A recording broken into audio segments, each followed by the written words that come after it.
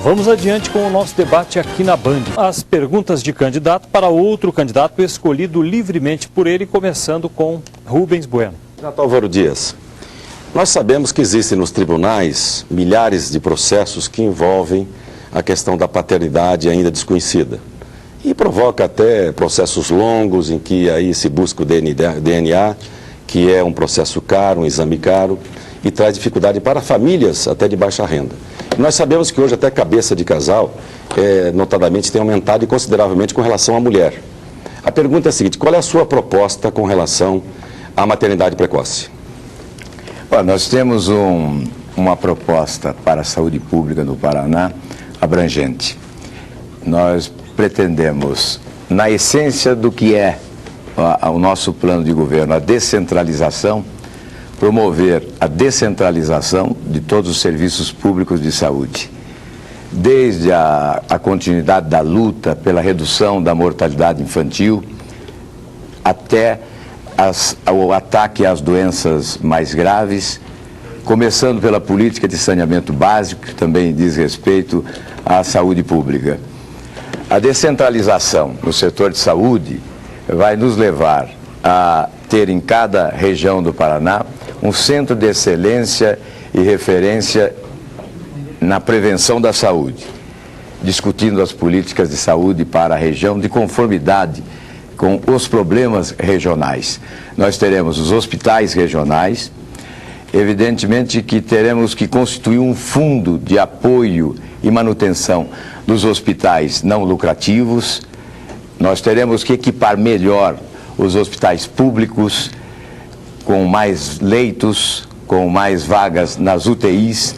Nós estamos verificando que a saúde pública no Paraná sofreu um retrocesso enorme, com as filas que voltaram a crescer, as pessoas morrendo em filas de hospitais.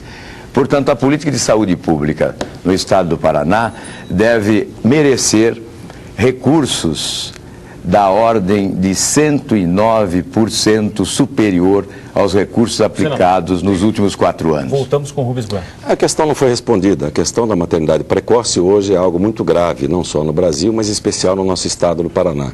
Eu falei da questão da cabeça de casal porque a mulher tem assumido as responsabilidades da família.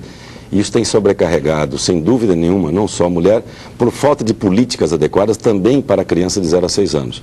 E a maternidade precoce, é evidente que isso se combate com a educação integral, onde se possa dar não só assistência social devida, mas o acompanhamento para que esta criança não venha amanhã sofrer nenhum tipo de sequela, não venha ser portadora de uma deficiência física ou psicomotora. Álvaro Dias. Na nossa proposta, a educação infantil tem relevância e nós estamos assumindo o compromisso de universalizar o atendimento da idade de 0 a 6 anos, nas creches e, evidentemente, com a alimentação, com o atendimento necessário, já que nós sabemos que a falta de proteínas na infância provoca deficiências irreversíveis, e nós sabemos também que a criança é, sem dúvida nenhuma, o maior investimento que um país pode fazer. Senador Roberto Requião, escolhe um candidato para fazer a sua pergunta.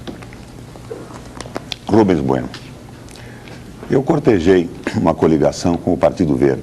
O Rubens teve a felicidade de, com o seu PPS, viabilizar a coligação. Rubens, quando eu fui governador, eu criei parques e áreas de reserva numa área de 1.014.000 hectares, em 4 anos.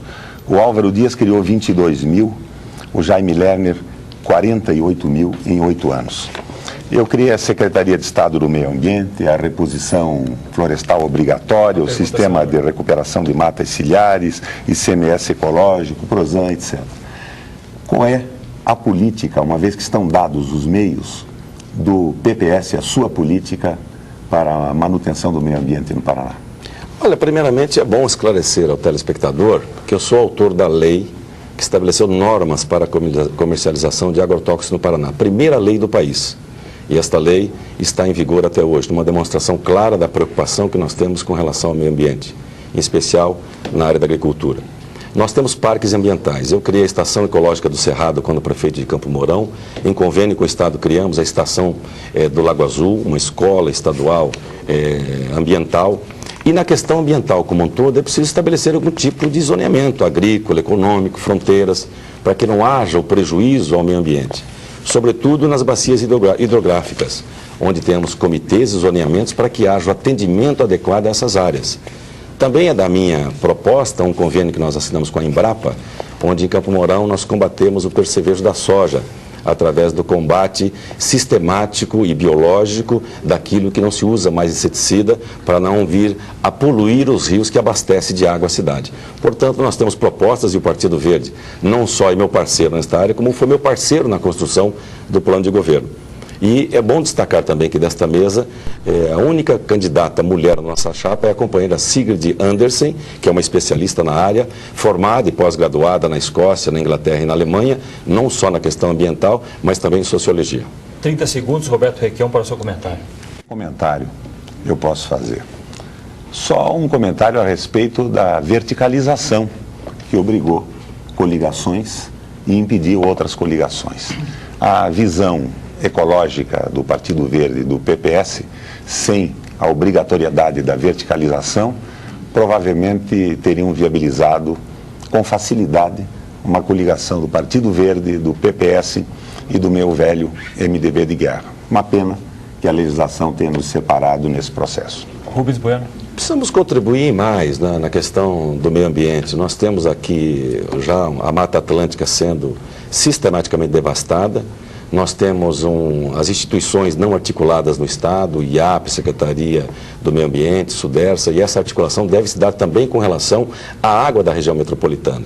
E esse é um trabalho que não é feito, porque se hoje tem 3 milhões de habitantes nesta área, nós teríamos, se hoje fossem todos acomodados nesses loteamentos aprovados, teríamos 8 milhões de habitantes na região metropolitana. Então imagina se nós não cuidarmos da questão da água, se não cuidarmos do meio ambiente, o que seria da qualidade de vida de Curitiba, da região metropolitana e do Paraná. A pergunta do candidato Severino Araújo para outro candidato escolhido por ele. Senador Álvaro Dias, o senhor ajudou a aprovar com a sua bancada a lei que autorizou a venda da Copel. E foi uma luta que se somou a outros partidos, outros segmentos, e terminou a outra lei tentando revogá-la, não consegui revogar a tal lei, a verdadeira lei que foi de autorização vender a Copel, que foi em 98. E eu gostaria de saber do senhor o seguinte, porque o senhor disse no momento do embate da outra lei, da lei que revogava a lei autorizativa, que em seu palanque não subiria nenhuma pessoa que votasse a favor da venda da Copel. E eu estou vendo o seu palanque superlotado de pessoas que ajudaram a aprovar a lei que... Pois não, eu me surpreendo com essa indagação do Severino, porque eu creio que muitos lutaram contra a venda da Copel, mas seguramente ninguém lutou mais do que eu. Eu cheguei ao ponto de ir a cartório, registrar escritura pública que, eleito governador, anularia a venda da Copel com base no preceito jurídico de que todo ato de governo que contraria o interesse público é nulo de pleno direito. No Senado Federal tem um projeto que estabelece, institui o plebiscito para a privatização de empresas estratégicas, exatamente do setor de energia e de saneamento. No dia da votação, me desloquei de madrugada de Brasília para tentar convencer parlamentares contra a venda da Copel. Ingressei com ação popular, que foi fundamental também para que a Copel não fosse vendida. A Copel será um dos carros-chefes da nossa administração. Uma empresa líder de holding, com outras empresas subsidiárias, atraindo investimentos para promover o desenvolvimento econômico do Paraná. Severino Araújo. Sim, senador. É que nós do PSB expulsamos 3 deputados porque descumpriu questão programática do partido. E as suas considerações não conseguiu, para mim não respondeu, o senhor não conseguiu responder Entendeu? O que importa... Veja bem, eu não estou questionando quem votou a favor ou contra a venda da Copel. O que eu estou questionando é a atitude que eu achei também contraditória e qual é o momento mais... Qual foi o momento mais sincero que o senhor... Gostaria que o senhor fizesse a opção do momento mais sincero. Este do seu palanque repleto de pessoas que votaram a Copel ou aquele momento que o senhor disse que estão subindo o que me encanta mais na população do Brasil hoje é essa sua maturidade política, né? Ela exige que cada um responda pelos seus atos. Aqueles que vieram a nos apoiar são exatamente aqueles que aprovaram o projeto de governo que estou apresentando. Obviamente, se vieram de caminhos diferentes, não é? De lugares diferentes, por caminhos diferentes, pouco importa nesse momento. Nós não podemos trabalhar com esse processo de exclusão para construir o futuro. Nós temos que nos aglutinar em favor de um projeto de construção que permita ao Paraná um salto de desenvolvimento. Senador, vamos então agora para a participação de Giovanni Gionetti, que escolhe um candidato para fazer a sua pergunta. Eu escolho o candidato Severino. Severino, o senhor em entrevista concedida aqui mesmo, na TV Bandeirantes, há semanas atrás, se referiu à existência de um caixa 2 na campanha eleitoral para a Prefeitura Municipal de Curitiba. Olha, para que a população do Paraná possa ter um esclarecimento do assunto, eu gostaria que o senhor me respondesse as seguintes perguntas. O senhor participou dessa campanha? De qual partido e em que ano foi essa campanha eleitoral e de quem foi essa campanha milionária, senhor Severino? O senhor está se referindo a uma entrevista que eu fiz aqui? Veja bem, Caixa 2 é coisa antiga na política paranaense, política brasileira. A maior farsa, a maior mentira é essa prestação de conta que se faz aos tribunais regionais eleitorais. O senhor está se referindo, doutor Giovanni, é que em 85 eu trabalhei num comitê, dirigi um comitê junto com o Hélio Pimentel e o comitê realmente não era registrado. E, inclusive, foi feito despesas que depois se constatou que essas despesas não foram realmente prestado conta. Mas foi em 85. A sua pergunta, estou lhe respondendo, foi em 85. Giovanni Gionetti. Olha, eu acho que a palavra que o homem público deve usar é verdade e transparência. Às vezes as pessoas se esquecem de olhar um pouco para trás.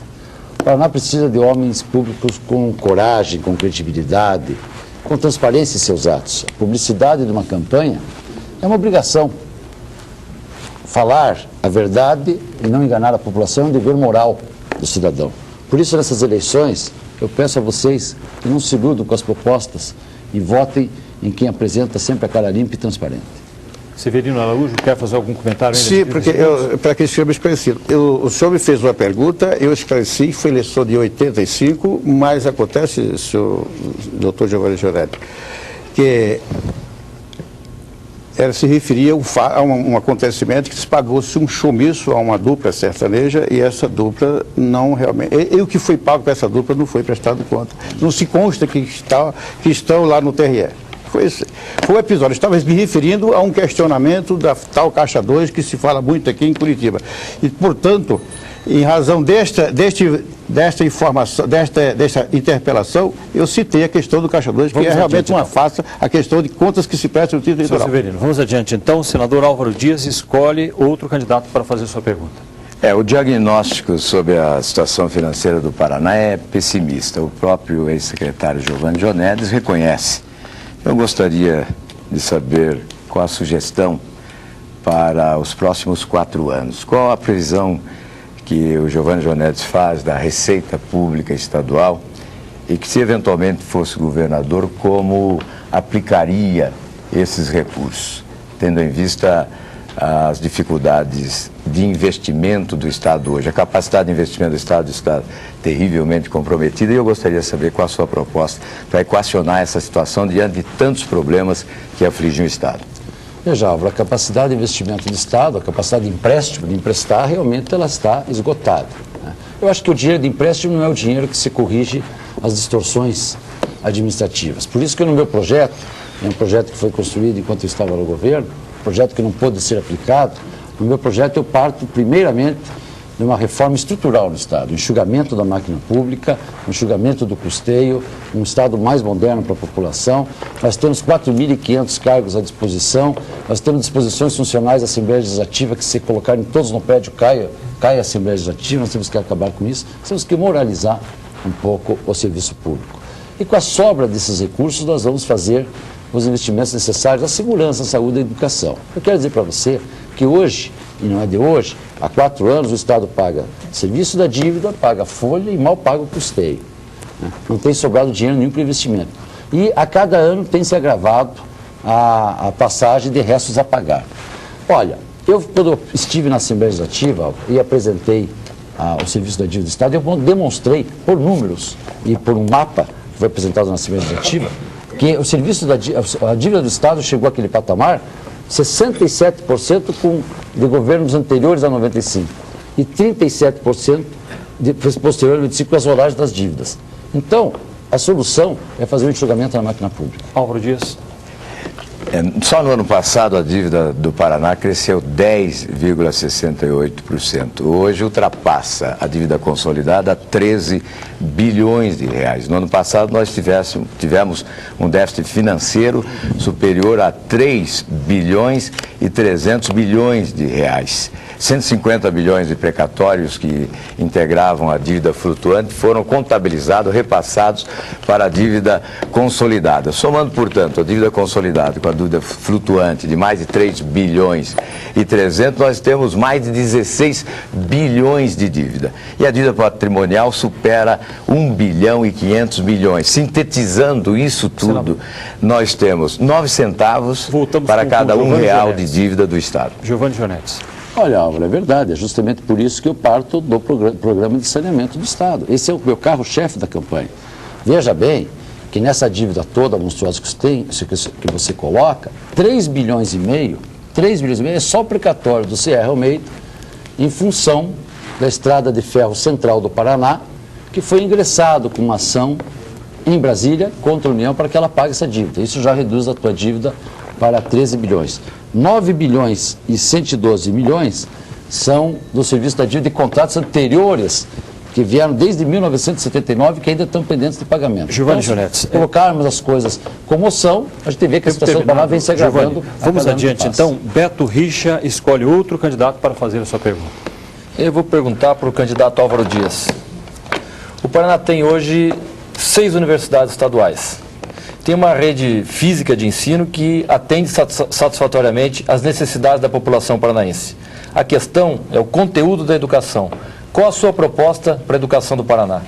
Olha, a universidade com autonomia plena, um novo modelo de gestão com a reestruturação completa das nossas universidades estaduais, já que elas estão totalmente sucateadas. O reflexo disso foi uma greve recorde, quase 6 meses de greve, atestando a redução dos investimentos no ensino superior. Eu tive a honra e até a emoção de decretar a gratuidade do ensino nas nossas universidades estaduais. Com esse novo modelo de gestão, pretendemos distinguir o percentual às universidades, estabelecer um percentual da receita para a manutenção das universidades.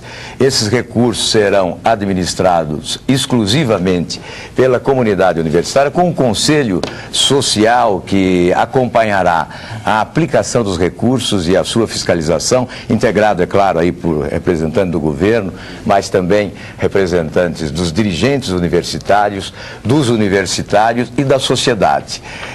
Portanto, a política salarial será definida pela própria comunidade universitária, a política de expansão ou de extinção de cursos ociosos da mesma forma. Autonomia pedagógica, financeira, administrativa, evidentemente com a sociedade se integrando. As universidades terão que buscar outras fontes alternativas de receita, com estímulo governamental. Beto Richa.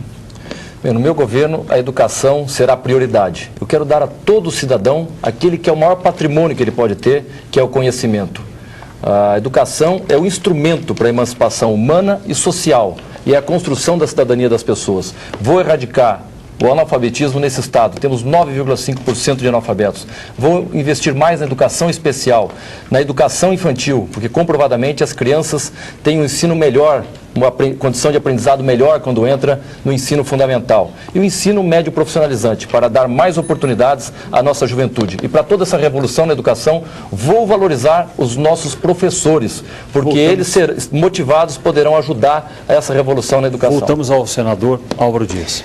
As universidades, os centros universitários que serão instalados nas regiões do Paraná, terão alternativas para dar um retorno mais rápido e eficiente aos recursos públicos investidos, já que a sociedade paga caro pela sua manutenção com a gratuidade do ensino, que é uma conquista social intocável. Nós vamos integrar a universidade ao mundo empresarial com projetos na área de pesquisa, na área técnica e tecnológica, possam as universidades estaduais obter outras fontes alternativas de recursos. Além, é claro, do esforço que o governo fará no exterior, junto a fundações, para determinados projetos na área social, na área de meio ambiente, etc. É a vez do padre Roque Zimmermann. Padre. Eu vou escolher o senador Roberto Requião. Senador, o senhor foi sempre um acérrimo adversário de Jaime Lerner, desde o começo. No entanto, o seu partido, a nível nacional, tem defendido, ao menos aquele partido formal, a mesma política de Lerner aqui no Paraná. O senhor tem dito que, eventualmente, vem apoiar o Lula como presidente. Eu gostaria de saber do senhor, vai prevalecer a opinião do seu partido ou vai prevalecer a intuição do senador? Padre Roque, em primeiro lugar, a sua bênção. Sem a menor sombra de dúvida, eu obedeço antes de qualquer coisa a minha consciência. Em segundo lugar, os interesses do meu país. O partido vem em terceiro lugar.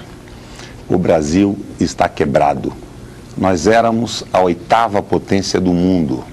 Hoje somos a 11ª, com possibilidades muito concretas de passarmos a ser a 13ª. Quando o neoliberalismo chegou ao país, nos diziam que íamos participar de uma forma mais intensa do comércio mundial. Nós tínhamos uma participação ridícula, era de 1,2. Hoje a participação é de 0,7. Nós diminuímos a nossa participação no valor de uma Argentina, um Peru, um Paraguai, um Uruguai, uma Guatemala, uma Colômbia, uma Bolívia juntos. E acrescentamos 14 milhões de pessoas que vivem abaixo do nível da pobreza, as que já existiam. Temos hoje 54 milhões de brasileiros vivendo abaixo do nível da pobreza. É evidente que a minha posição de consciência obedecerá a contraposição a essas ideias, que de resto também acabaram com o Paraná. Nós tínhamos um saldo positivo da balança de exportação de 2 bilhões, em 2001 já tínhamos 389, hoje deve ser muito menos. O número de empregos diminui e nós precisamos de uma mudança muito firme no Brasil e no Paraná. Voltamos ao Padre Roque. Na verdade, o senhor não respondeu exatamente a minha questão. Mas, de qualquer forma, eu quero lhe dizer que para nós, que pensamos um Brasil melhor, a eleição de Lula é um divisor de águas total na sociedade brasileira. E, em segundo lugar, nós hoje temos certeza de que temos competência, honestidade e transparência para mudar este Brasil. E gostaríamos de convocar aqui ao senhor e a todos os brasileiros para que se somassem a esse esforço de reconstrução nacional e aqui no estado da renovação do estado do Paraná. 30 segundos, senador Roberto Requião. Eu, o meu vice, o veterinário Orlando Pessutti, o meu candidato ao Senado, Paulo Pimentel, estamos refletindo muito sobre a questão nacional. O Lula passará no PMDB no dia 13, nós vamos recebê-lo lá, estaremos presentes no jantar do Madalosso e vamos considerar o que ouvirmos do Lula em termos de proposta para o Brasil e contrapor estas ideias às outras ideias. E o que decidirá é o critério da consciência, que está acima de oportunismos políticos, de coligações que tragam vantagens eventuais. Vamos então para o intervalo. Vamos decidir pelo Brasil. Vamos para o intervalo. No próximo bloco vai ser a vez dos candidatos responderem às perguntas dos jornalistas convidados.